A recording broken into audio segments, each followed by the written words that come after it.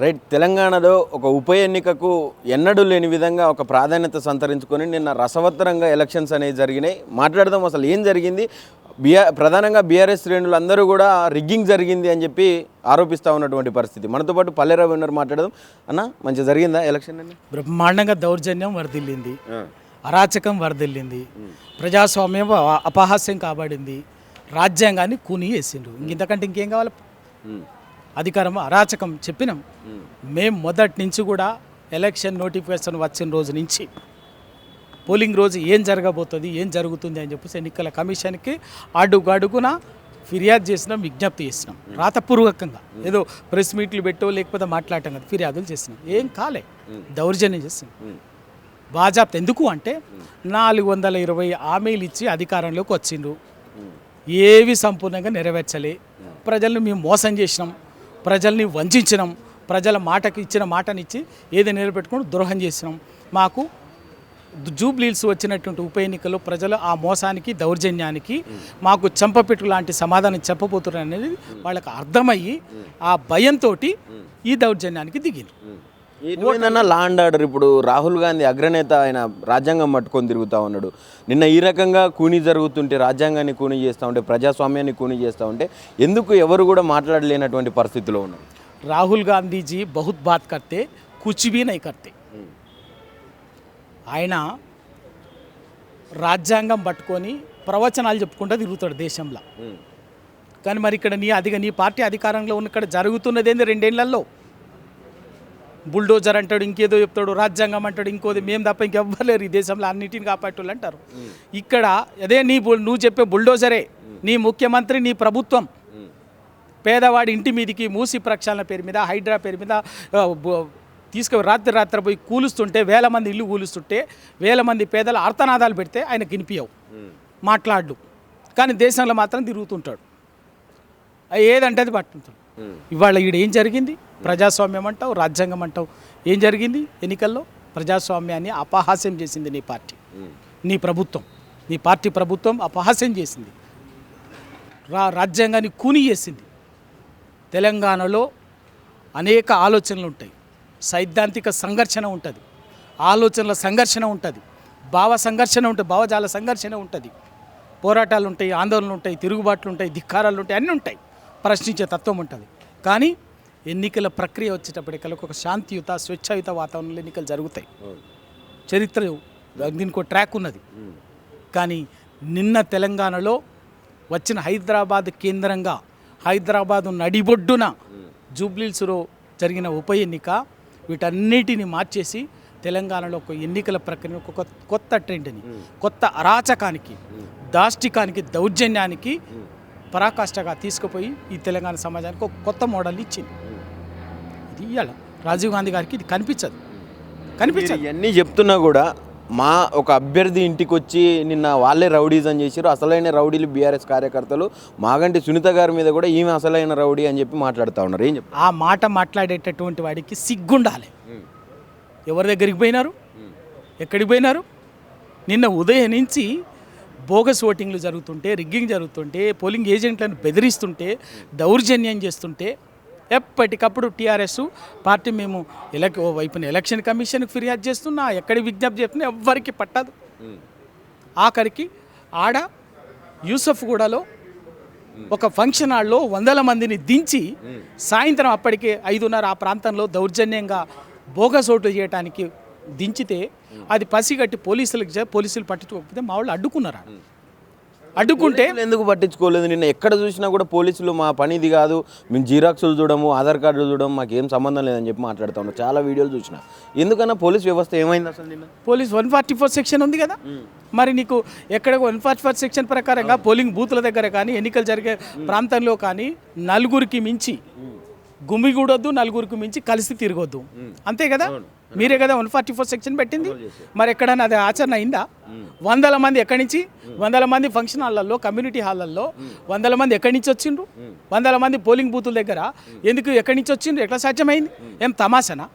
పోలీసులకు కనిపించలేదా? మీ డ్రోన్ కెమెరాలకు కనిపించలేదా? ఇది మీకు మీరు అంత శాంతియుతంగా, ప్రశాంతంగా జరిగిందే కనిపించిందా?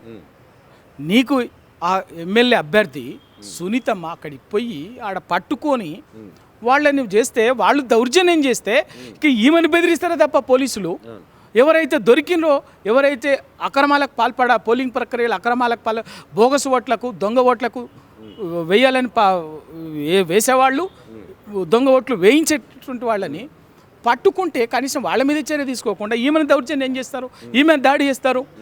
ఏడిపించింది కదా, ఇక మాట్లాడటానికి సిగ్గు అనిపిస్తలేదా? చెప్పినాం కదా, అదే అభ్యర్థి నవీన్ కుమార్ తండ్రి రౌడీ షీటర్ ట్రాక్ ఉంది, మీరే బైండ్ ఓవర్ చేసిండ్రు, మీ పోలీసే మీ ప్రభుత్వం బైండ్ ఓవర్ చేసింది. ఆయనని ఎన్నికల రోజు బయటికి రానియకండి, ఇంటికే పరిమితం చేయండి అని చెప్పేసి స్వయంగా ఎన్నికల కమిషన్కు మేము వినతి పత్రం ఇచ్చినాం. యాక్షన్ తీసుకున్నారా? తీసుకోలే కదా. ఏమైంది? ఆయన ఎలక్షన్ కమిషను ఎన్ని ఫిర్యాదులు చేసినా యాక్షన్ తీసుకోకపోవడం వల్ల ఏం జరిగింది?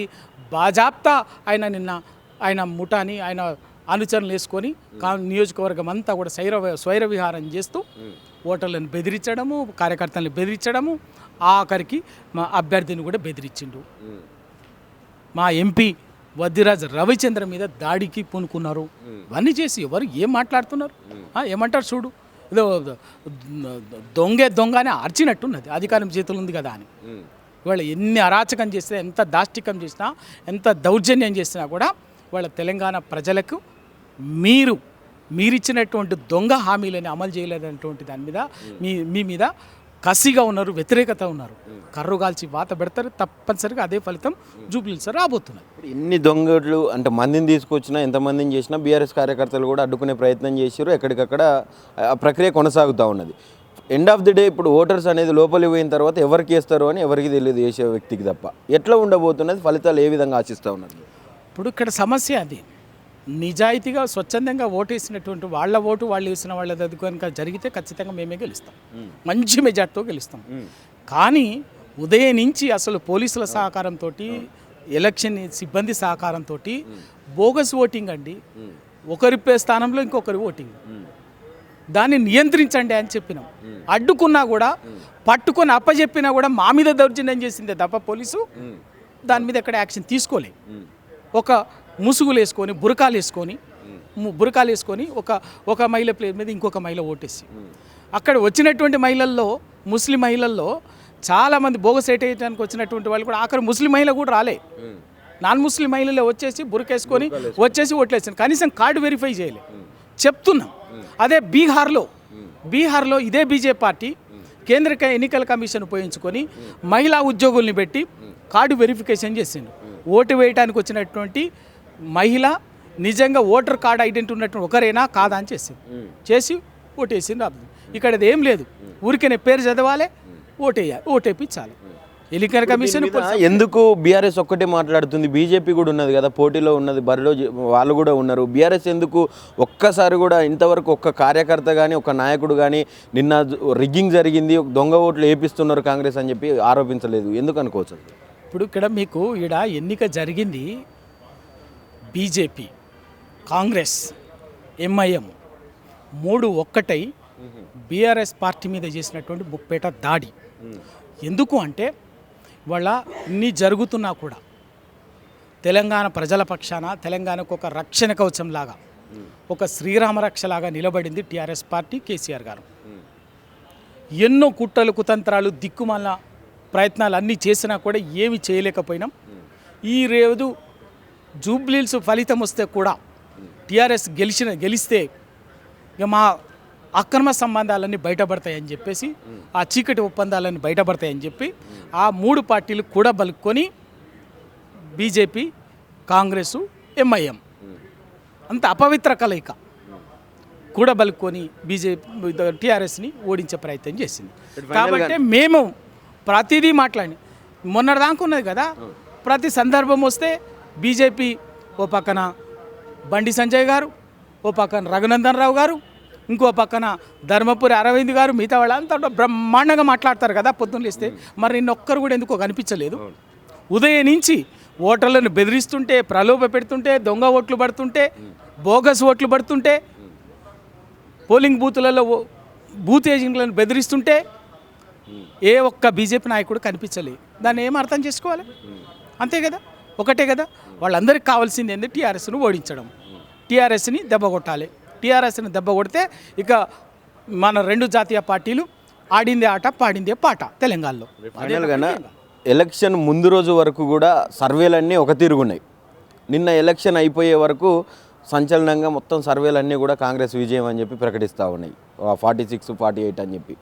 ఏం చెప్పాలనుకుంటున్నారు ఆ సర్వేలకు సంబంధించి? అసలు ఫైనల్గా ఏం చెప్పాలంటే ఇదే నిన్న ఎగ్జిట్ పోల్స్లో కానీ మిగతా సర్వేలో కానీ ఒక స్లైట్ మెజార్టీ 3-4% మెజార్టీతోటి తేడాతోటి కాంగ్రెస్ గెలవబోతుందని చెప్పినటువంటి వాళ్ళు కూడా ఏం చెప్పిండ్రు, 9వ తారీఖు ప్రచారం ముగిసే నాటికల్లా టీఆర్ఎస్ ఎదురు లేకుండా ఉన్నది, చాలా సానుకూలంగా ఉన్నది.